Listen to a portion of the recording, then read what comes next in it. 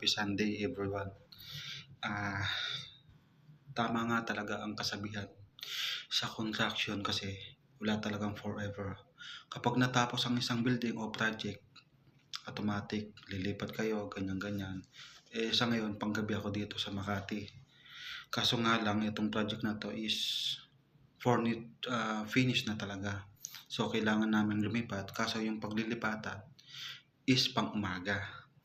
Ngayon, ang iniisip ko ngayon, yung mga anak ko. Kasi sa gabi, pag naka-duty ako sa gabi dito, mayroong nagbabantay sa loob ng bahay. Sa mga anak ko may nagbabantay. Ngayon, paglipat ko naman, pag sunod na araw, lilipat ako pang umaga sa kabilang site. Pang umaga naman yon. Doon ako nagdadalawang isip. Iniisip ko kung mag-resign na ba talaga ako dito sa trabaho.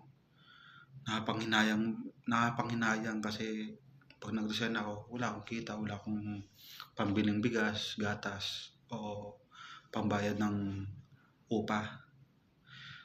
Ngayon, iniisip ko naman pag hindi ako mag-resign, ituloy ko yung trabaho doon, which is pang umaga, automatic walang magbabantay sa bahay, walang magbabantay sa mga anak ko.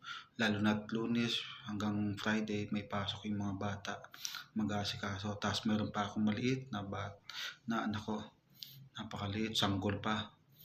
Kaya iniisip ko kung anong dapat gawin. Naguguluhan ako ngayon. Iniisip ko kung ano ba talagang tamang o anong dapat gawin talaga. Sobrang naguguluhan ako kung anong pipiliin ko. Kung yung mga anak ko ba o yung trabaho na may kinikita akong pera.